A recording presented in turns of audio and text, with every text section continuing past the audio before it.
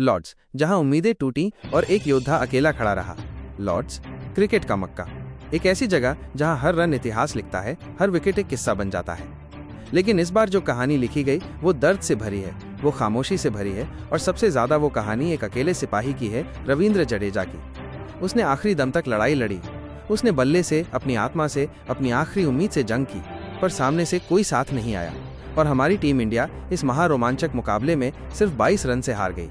दोस्तों, अब सबसे बड़ा सवाल है, कहां टीम इंडिया चूक गई और इस हार का सबसे बड़ा गुनाहगार आप किसे मानते हैं? कप्तान शुभमन गिल, यशस्वी जायसवाल या फिर करुण नायर को? अपनी कीमती राय कमेंट बॉक्स में जरूर बताएं, क्योंकि ये दर्द साझा करना जरूरी है। जब लगा था जीत मुट्ठी में है। इस मैच की शुरुआत हुई इंग्लैंड के टॉस जीतने से। जो रूट ने शतक जड़ा, स्मिथ और कार्स ने अर्धशतक मारा और इंग्लैंड ने बना डाले 387 रन। एक पल को लगा इतनी बड़ी चुनौती कैसे पार होगी, लेकिन हमारी टीम ने दिखाया हम भी तैयार हैं। केएल राहुल का जादुई शतक, ऋषभ पंत की 74 रनों की झन्नाटेदार पारी और फिर रविंद्र जडेजा की 72 रनों की क्लास। स्कोर बराबर 387-387। और तभी लगा कि ये मैच एक क्लासिक होने वाला है। लगा ये मुकाबला इतिहास के पन्नों में सुनहरे अक्षरों में दर्ज होगा। वो पल जब लगा जीत बस अब हमारी है। दूसरी पारी में हमारे भारतीय गेंदबाजों ने कमाल कर दिया। वॉशिंगटन सुंदर की फिरकी, सिराज की धार और बुमराह की रफ्तार ने इंग्लैंड को सिर्फ 192 पर समेट दिया। भारत को जीत के लिए चाहिए थे 193 रन। 193 रन, एक छोटा सा लक्ष्य। दोस्तों, उस वक्त किसे पता था कि ये 193 रन एक पहाड़ बन जाएंगे? एक ऐसा पहाड़ जिस पर चढ़ते चढ़ते हमारी उम्मीदों ने दम तोड़ दिया। खामोशी और आंसू। जब विकेट पतझड़ की तरह गिरे, लक्ष्य छोटा था पर शुरुआत खौफनाक हुई।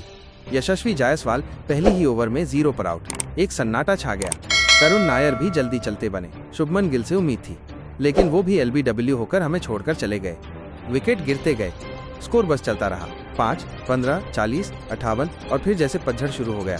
ऋषभ पंत आउट, सुंदर बिना खाता खोले लौटे। केएल राहुल 39 रन पर टिके रहे, लड़ते रहे, पर उन्हें कोई साथ नहीं मिला। टीम इंडिया अब डगमगा चुकी थी और मैदान पर थे 2 जाबाज, जडेजा और बुमराह। दर्शकों की उम्मीद अब उन्हीं पर थी। हर गेंद एक कहानी बन चुकी थी, हर रन के पीछे संघर्ष था। हर पल जडेजा की आंखों में हाँ मैं लड़ूंगा वाला जुनून था। वो जुनून जो सिर्फ एक सच्चे योद्धा में होता है। जडेजा, वो अकेला सिपाही जो आखिरी सांस तक लड़ा। जडेजा ने 181 गेंदों पर 61 रन बनाए, बिना कोई गलती किए, बिना थके, बिना रुके। उनके बल्ले से नहीं, उनके इरादों से रन टपक रहे थे। वो रन नहीं थे, वो जीत की जिद थी। आखिरी 2 विकेट के साथ वो ऐसे जूझे जैसे कोई योद्धा आखिरी सांस तक अपनी तलवार उठाए हो। सिराज के साथ 80 गेंदों की साझेदारी, 35 गेंदें साथ निभाई बुमराह ने। हर गेंद पर एक आस थी। हर दिल धड़क रहा था कि शायद इस बार चमत्कार हो जाए। लेकिन क्रिकेट अकेले नहीं जीता जाता। दूसरी छोर से वो साथ नहीं आया और आखिरकार भारत 170 पर ऑल आउट हो गया। जडेजा नाबाद थे, वो पिच पर अकेले खड़े थे। उनकी आंखों में शायद वो सारे सपने तैर रहे थे जो टूट गए थे। जीत उनसे बहुत दूर थी, पर उनका संघर्ष वो अमर हो गया। हार जो सिर्फ स्कोरबोर्ड की नहीं थी, ये हार सिर्फ स्कोरबोर्ड की हार नहीं थी। ये हार थी इंतजार की, संघर्ष की और एकजुटता की कमी की। जहां एक खिलाड़ी ने अपनी जान लड़ा दी, वहीं बाकियों की खामोशी ने पूरे स्टेडियम को खामोश कर दिया। इंग्लैंड खुश था, वो 2-1 से सीरीज में आगे निकल गए।